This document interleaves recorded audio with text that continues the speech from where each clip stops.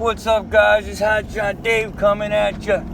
We're going to do a video today on car haul. Because that's what I do. I haul cars. There is so much out there you can do. You just got to find your niche. Personally, I like hauling cars. And a lot of people look at, because cars pay 50, 60, 70 cents a mile. Personally, I try not to run anything under 60 cents a mile. And the freight guys are going to say, well, you're only running for 60 cents a mile. Well, I'm running 3 partials or 4 partials. We run partials in cars. And there's some you can get 3 or 4 on the trailer. All depends on the weight you do. I would recommend, if you can get right into the CDL game, that's where it's at. I do not. I don't have the CDL. I have the permit. I let it expire with the old truck. So now with the new truck, we're going to go ahead and we're going to go Monday and renew it. Hopefully by the 1st, we'll have the CDL. But you got to find the area, the lane that you like, the lane that works for you. And I didn't understand that at first. I was just running all over God's creation looking for cars. Well, I like the cold more than I like the heat. So I was running snowbirds in Florida, and man, that's not for me. Not at all. I don't like the 90 degree weather. I'd rather be running 40, 50 degrees, 30, whatever it takes.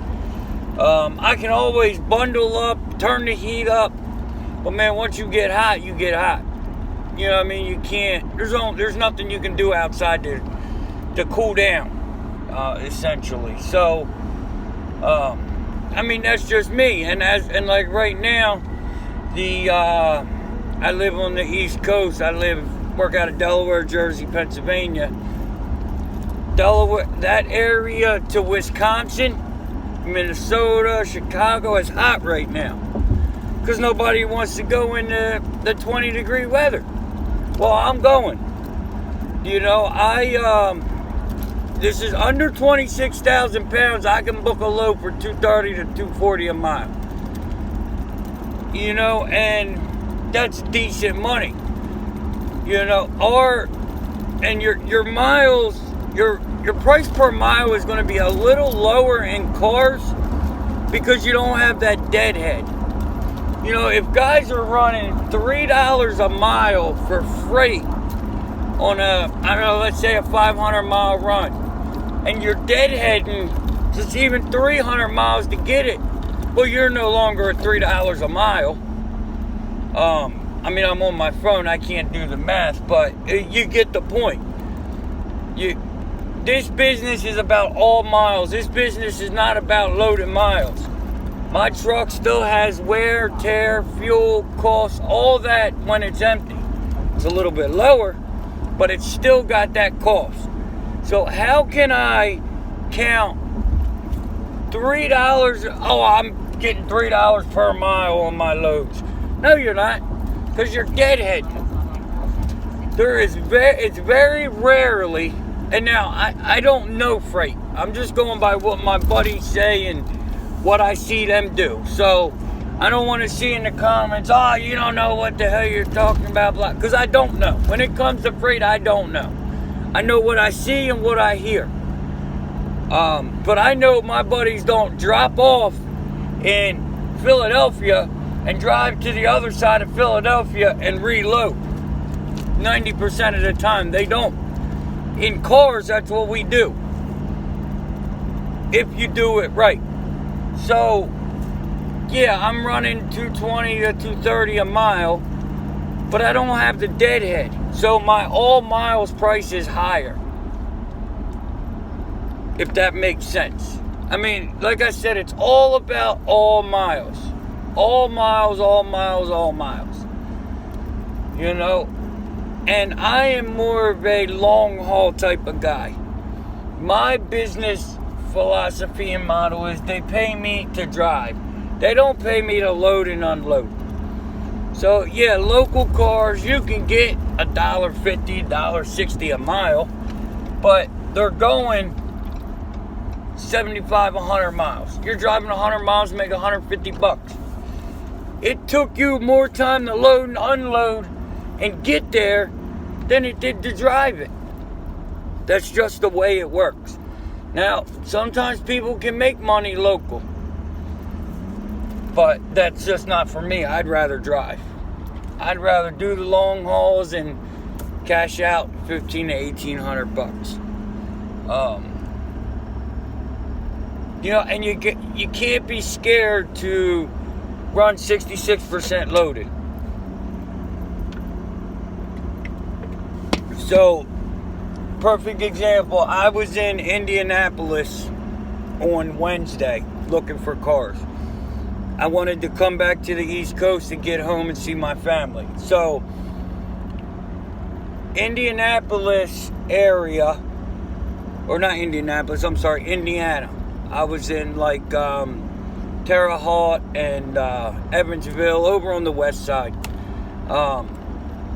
Most of them cars are paying $300 to $350 to go to where I needed to go.